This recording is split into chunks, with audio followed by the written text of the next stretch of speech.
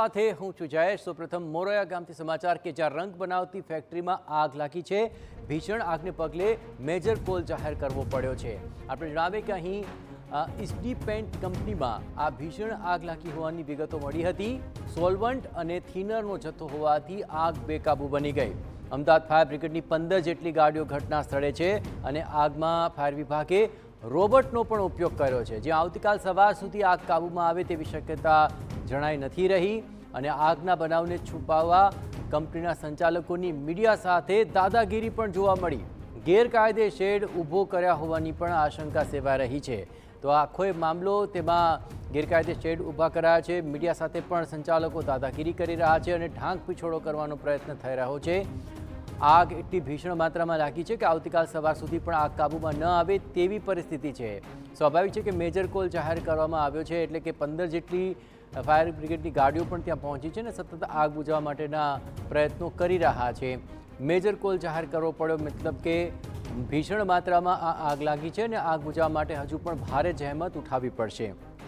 દૂર સુધી આ ધુમાડો જોઈ શકાય છે અને એટલે જ આખરે આ ભીષણ માત્રામાં લાગેલી આગને કાબૂમાં લેવી અત્યંત જરૂરી છે।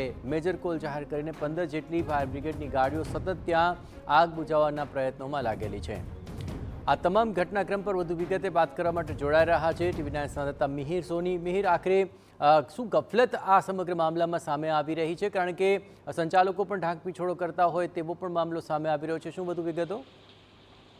જય મોરૈયામાં આ પેન્ટ કલર બનાવતી આ કંપનીમાં 12:30 વાગ્યાના અરસામાં એકાએક જ જે આગ લાગી હતી અને આગ છે કે જે બેકાબૂ બની હતી અને સાંજ સુધી પણ આગ છે કે તેને ગમે તેમ કરી અને ચારે બાજુથી ફેક્ટરીના ચારે બાજુથી તેને ફાયર વિભાગની ટીમ દ્વારા ભારે જહેમતથી આગને પાણીનો સતત મારો ચલાવી અને આગને કંટ્રોલ કરવાનો પ્રયાસ છે તે કરવામાં આવ્યો હતો, પરંતુ સોલ્વેન્ટ અને થિનરનો વ્યાપક જથ્થો જે બેરલમાં રાખ્યો હોવાથી આગ છે કે જે બેકાબૂ બની હતી અને મોડી સાંજ બાદ હવે થોડી ઘણી આગ છે કે જે કંટ્રોલમાં આવી છે, પરંતુ હજી જે 4 થી 5 કલાકનો સમય છે કે હજી લાગી શકે છે કે સંપૂર્ણ રીતના આગ છે તે કાબૂમાં આવે તે રીતના। પરંતુ આ આગની જ્વાળા સાથે શહેરની જે ગરમીના કારણે પણ જે બેરલ જે હતા તેમાં અંદર ખૂબ મોટા ધડાકા છે તે થયા હતા અને તેને લઈને જ ફાયર વિભાગ પણ ખૂબ તકેદારીના ભાગરૂપે તેને આગ છે કે તે કાબૂમાં લેવાનો પ્રયાસ છે કે તે કરતા હતા,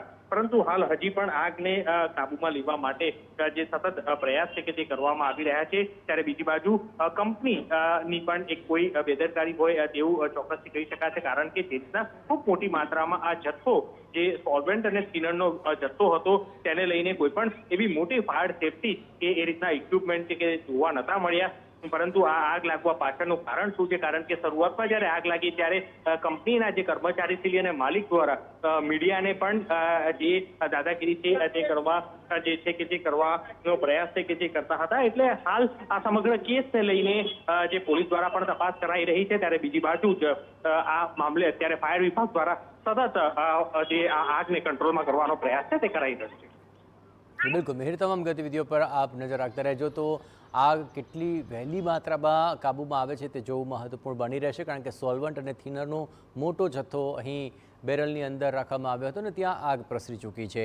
આગ બેકાબૂ છે। 15 જેટલી ફાયર બ્રિગેડની ગાડીઓ આગ પર કાબૂ મેળવવા માટેના પ્રયત્નો કરી રહ્યા છે। આવતીકાલ સવાર સુધી આખરે આ ભારે જહેમત ઉઠાવવી પડે તેવી પરિસ્થિતિનું નિર્માણ થયું છે।